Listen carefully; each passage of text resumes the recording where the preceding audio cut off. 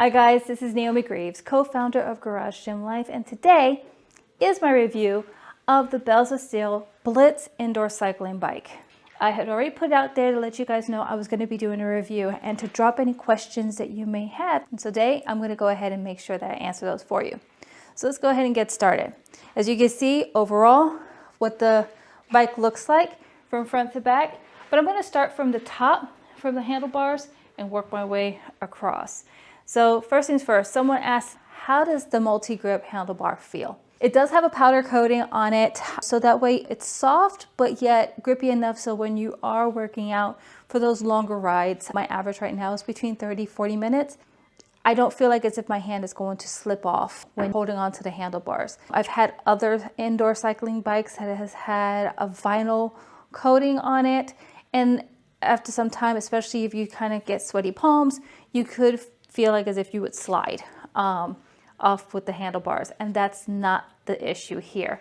Also, you don't have to worry about any coverings that are going to fall off of your handlebars because it is powder coated. The other thing that's featured on your multi-grip handlebar is your tablet holder.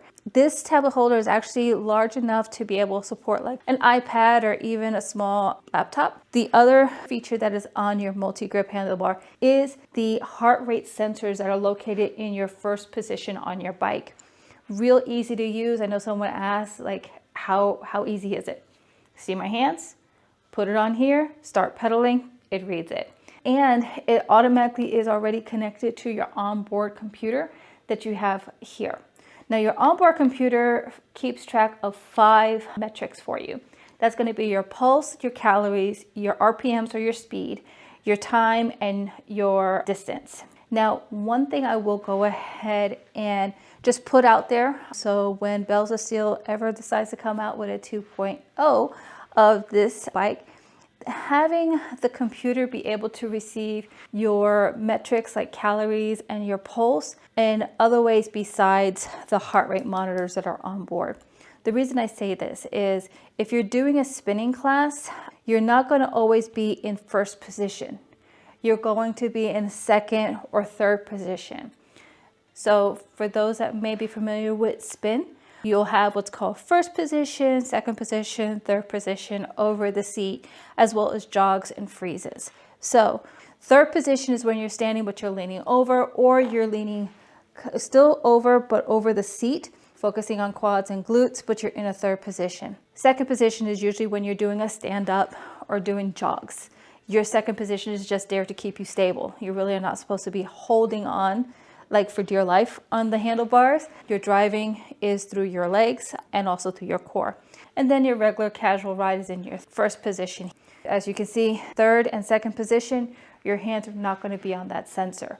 Only in your casual riding or your neutral position will you have your hands in your first position to use that heart rate monitor. Now, I'm going to go ahead and go from your multi-grip handlebar. I'm going to actually go straight to the back, to the seat. If you had watched the unboxing video, and if you have not, the link's going to be flying overhead. But with the seat, I was actually very impressed when I unwrapped it to add it to the bike. That's a nice cushy seat. That's actually really, really good. What stood out to me is how it was both not too soft but not too hard, which is the perfect support you need if you're going to be on a bike. This is a tool that I'm using to help me get back into triathlon shape. I've had 6 triathlons I've done in my lifetime, and I would like to be able to get back into those again. One of the things that I always look at is the seat on my road bike. You don't want it to be too hard or narrow because you will have seat fatigue, or you'll start to get like blisters that you can have, not so much, but like worn. You'll get fatigued on there. You also don't want to have a seat that's so soft that it does not maintain support in your seat bones. And this seat actually meets both worlds perfectly. When I was at my peak, I can be in the saddle for up to 3 to 5 hours, depending on the distance that I was doing. And so that's when I was on a road bike. And to help train for that, you kind of want to always aim for at least an hour or a little bit more on your indoor cycling to just kind of build the strength behind it. And so this seat will definitely be able to help make that time a little bit more tolerable. I want to also go ahead and let you know that the Bells of Steel offers 6 height adjustments. You have the ability to adjust up, down, but also front and back. So that way you're able to customize this bike to the best position for you. But if you do happen to share your bike with a partner who uses it almost as much as you, they need to be able to adjust it to fit their needs.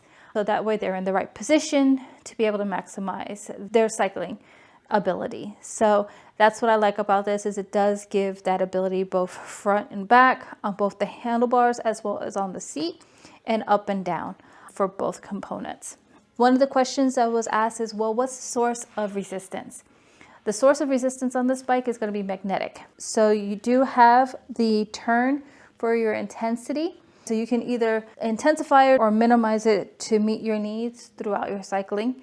Also, if you need to come to a complete stop, you just press it right down and it will stop the wheel immediately for you. Talking about the wheels, you have a splash guard over the flywheel. You have also a splash guard over your belt. And yes, the indoor bike is belt driven, as well as your flywheel is a 44-pound flywheel, because I know someone asked about the weight of the flywheel. Now, before I go any further, one of the big awe factors for me, besides the seat, actually, if you've noticed, there's a lot of aha moments I've had with this bike. But one of the things, again, when putting it together, and I even mentioned this, was the cup holder here. And I'm gonna take a second to pause here. One thing that you want to always look at in any form of training, and I'm not a fitness influencer. I'm not some professional in exercise. But one thing I always like to, especially when it comes down to like sports, like triathlons, is train in the tools that will help you get better in your sport. Okay, so when you're in the saddle, whether it's for a casual ride for 30 minutes, or at my peak, I was like sometimes up to 5 hours in the saddle. You want to always focus on hydration. You always got to stay hydrated. And so making sure you had your electrolytes, your fluid that was readily available. What I liked is the fact that this bike actually features a water bottle cage that's located within reach distance like you normally would find on a road bike. I want to be able to continue to build that strength, but also when I need to stay hydrated, it's not putting me out of characteristic to reach down for my water bottle and be able to stay hydrated. So that's actually something that I really, really was impressed by the Bells of Steel Blitz bike. I've had other cycling bikes, and actually out of all of my other cycling bikes I've had, none of them have had a water bottle holder. This is the first one. But I would like to see, again, on a 2.0, the ability to have either my choice to have my water cage on my right side or maybe on the left. Also, having the ability to have more than one water cage. So one on the left and on the right. The reason why is, again, for those longer rides, you want to stay hydrated.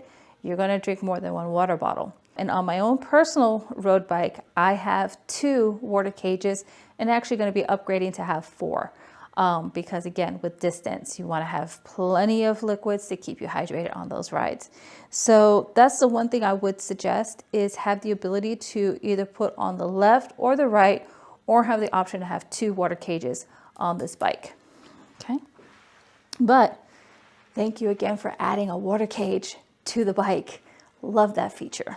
Love it, love it, love it. Next question was asked about the pedals. Does it have like a cage? And the answer is yes. It does have a toe cage. You are able to adjust the straps to tighten around your foot. What I would suggest is adding an SPD clip-in system as another option. So for example, with my previous cycling bike, it also had a toe cage, but on the other side of the pedal, it did have the SPD clip-in component added to the pedal. Again, it's a tool. So just like being able to feel comfortable while cycling to reach down for your water bottle to hydrate and put it back, You want to also be able to practice clipping in or clipping out of your bike. And that feature on the Blitz would be really nice to have.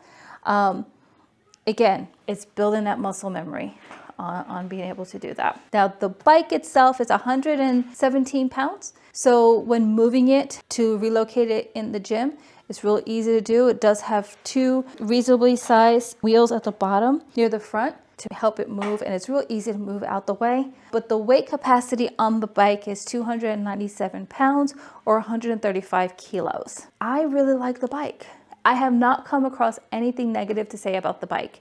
It's a nice solid piece of equipment. I am very impressed with this bike. If you would like to get your hands on the Blitz indoor cycling bike, the link is in the description below. So this is my review. Thanks everybody. Have a great one.